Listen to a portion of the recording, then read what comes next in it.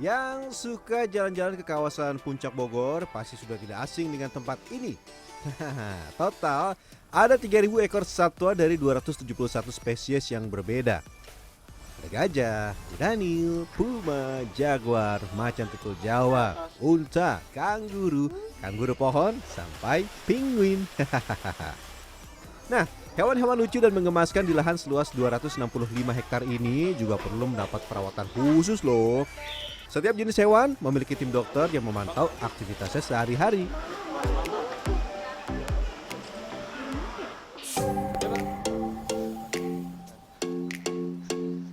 Saya akan mencoba merawat salah satu favorit pengunjung, yaitu gajah.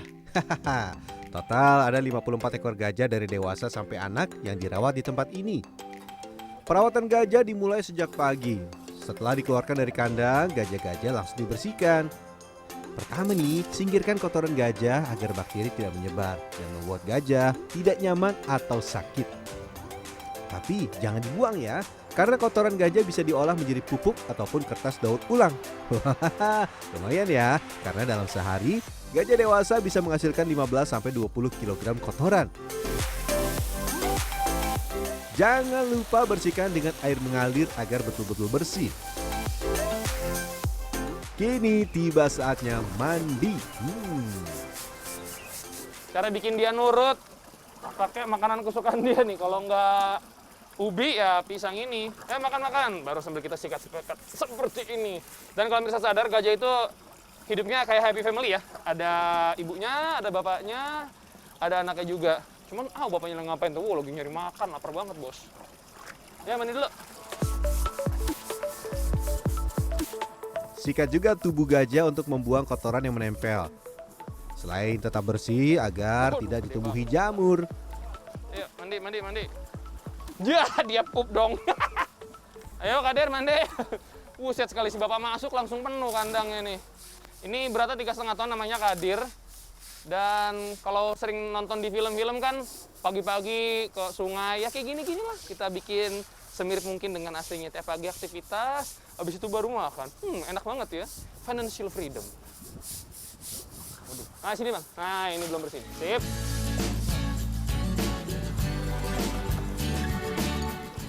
Nah, mau tahu nih cara efektif berinteraksi dengan gajah di tempat ini? Ya, dengan memberinya makan. Manja banget lah. Ya ampun. Emang bikin dia nurutnya gampang ya. Kasih makan yang banyak. Nih, lagi nih. Nih. Wih, nurut lu. Dikunyah dulu, jangan ditelen. Laper, bos. Bocah. Oh iya, sehabis mandi, gajah akan terlihat seperti mengotori tubuhnya sendiri dengan pasir ataupun tanah. Ini sebenarnya untuk mengurangi efek sinar matahari serta mencegah serangga pengganggu untuk menempel.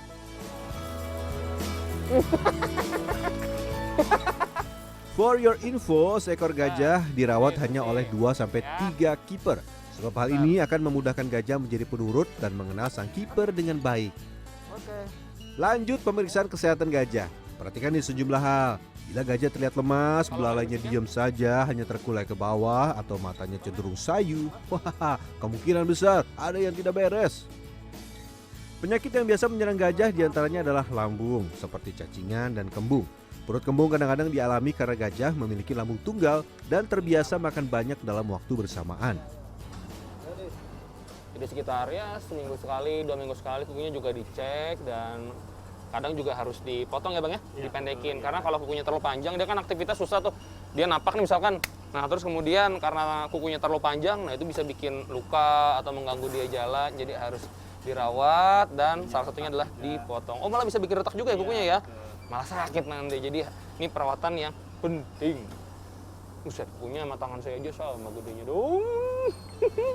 Gede banget bos. Tapi ini jinak kok. Setelah kuku gajah bersih dan dipastikan tidak ada penyakit, tiba waktunya makan. Hehehe.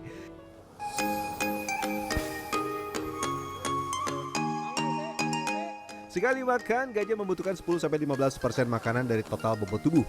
Kalau beratnya 3 ton, ya makanannya berarti bisa mencapai 300 kg per hari. Makanannya pun beragam, bisa ranting pohon, Sini, sini. pisang, Nah, kalau udah semangka, kenal. atau rerumputan. Adapun nih kebutuhan minumnya, seekor gajah dewasa bisa menghabiskan 100 sampai 150 liter air per hari. Gajah biasanya mulai makan rumput dan berbagai makanan lain pada usia 2 sampai 3 tahun. Sebelum mencapai usia ini, gajah akan menyusu kepada induknya. Lihat tuh, manja banget kan? Masih malu-malu. Sekelas kayak bayi tapir ya. Tapi enggak nih bayi gajah. Tapi yang ini nih dia belum makan rumput, dia masih sama ibunya. Masih belum bisa makan. Iya, protektif banget. Ngejagain biar nggak jauh-jauh. Lincah banget dah. Bro. Ya, mau. Gajah yang dikonservasi di tempat ini juga dikawinkan untuk mencegah kepunahan. Setelah dicek dan didata, gajah betina dan jantan yang terpilih akan disatukan dalam kandang. Nantinya gajah ini akan hamil selama 20-22 bulan sebelum melahirkan. Yap, pengembangbiakan menjadi fokus utama setiap tempat konservasi hewan seperti di tempat ini. Gajah-gajah ini penting sekali karena kita bukan hanya di taman safari aja, bahkan di dunia ya. Kita perlu menjaga daripada kepunahan daripada hewan jenis gajah ini sendiri karena konsen daripada kebun binatang seluruh dunia pun kita adalah konservasi, terus riset, edukasi. Oke, lanjut kita tinggalkan gajah-gajah Sumatera ini. Hewan kedua yang akan kita cek kondisinya adalah hippopotamus atau kuda Nil. Lebar banget tuh mulutnya.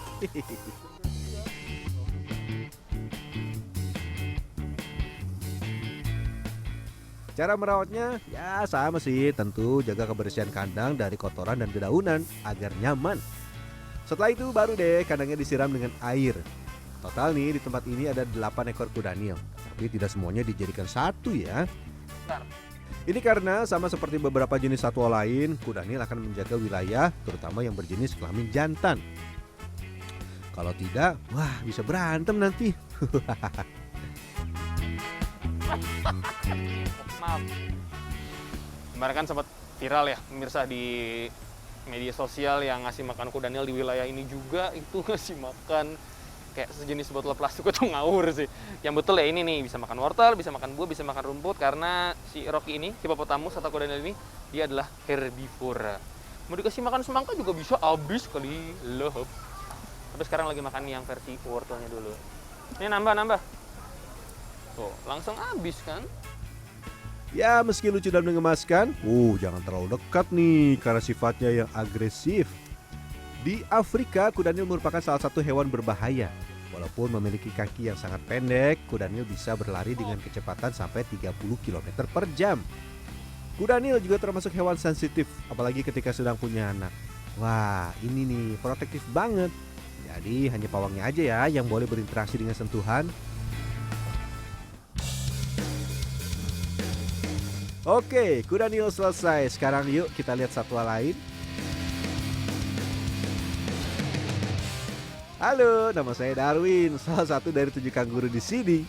Setiap pagi kanguru akan dikeluarkan dari kandang agar bisa berinteraksi dengan kiper dan dilakukan pemeriksaan kesehatan. Tapi ini kondisi fisika sehat semua ya Bang ya? Sehat ya. Ini sama seperti manusia lah, kalau dia sakit, agak lemas, kemudian dia juga nggak nafsu makan. Kalau ini dikasih dikit langsung habis malah rebutan. Oh, tuh lagi di situ tuh.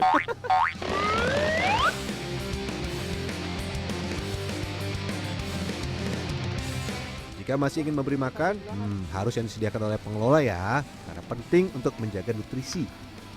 Ini nih snack favorit kanguru, roti dan jagung, sedangkan makanan utamanya rumput. Tapi kanguru tidak boleh terlalu lama terpapar matahari langsung nih. Kalau matanya kalau kita terlalu kena sinar matahari, maka matanya akan silau, jadi penglihatannya berkurang. Makanya dikeluarinnya cuma pagi sama sore ya. Siang-siang tidur, bisa makan tidur nyaman sekali. Ayo, nih habisin dikit lagi. Nih, saya keluarin. Ya, habisin. Ah, pintar. Oh ya, seperti hewan marsupial lain yang unik, kanguru mempunyai kantong atau pouch di bagian perut untuk membawa anaknya. Ada nih satu yang sedang membawa anak berumur sebulan, tapi masih ngumpet di bayinya.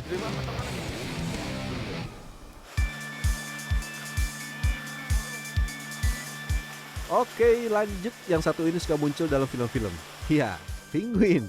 Perawatannya, wah susah-susah gampang. Makanya harus rutin dan airnya mesti bersih. Total ada 38 ekor penguin didatangkan dari Jepang dengan rata-rata usia 10 sampai 20 tahun. Di sini ya. Semua penguin juga dalam kondisi sehat. Terlihat dari tidak adanya bulu yang rontok yang jadi salah satu indikator satwa sedang sakit. Nah, tipe Humboldt ini bukan tipe penguin yang hidup di kutub ya. Jadi tinggal di negara tropis bisa-bisa aja. Asal nih jangan terlalu panas. Udah ganti, antar dulu. Dalam sehari itu mereka bisa menghabiskan sekitar 20 kg ikan. Ambil. Dan ikan yang dimakan biasanya nih ikan jenis ikan kembung ya. Dan sebetulnya bisa aja mereka kita kasih biasa atau kita feeding itu. Kalau feeding seperti ini akan membuat ada kedekatan dengan kiper. Saya belajar jadi kiper penguin dan makanya seperti ini. Sebetulnya bisa aja kalau mau kita kasih dengan cara dilempar. Contohnya ya.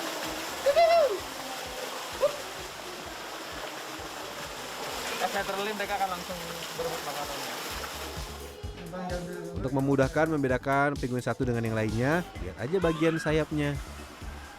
Nah, penguin tidak merasakan sakit kok saat dipasangi gelang. Sebagai tempat konservasi, selain perawatan, pengembangbiakan dan pengelolaan, populasi ini juga jadi perhatian utama.